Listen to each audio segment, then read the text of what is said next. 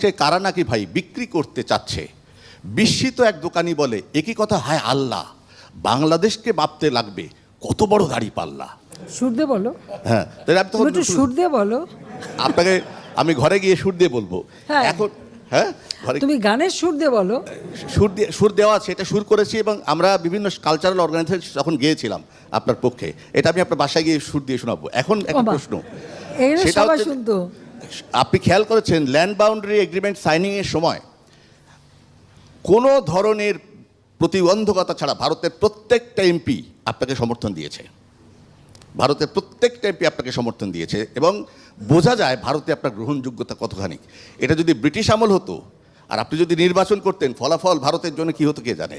হ্যাঁ, তো অভিন্ন ল্যান্ড থাকতো। ফলে আমি বলছি যে আপনার জনপ্রিয়তা ভারতে এখানে।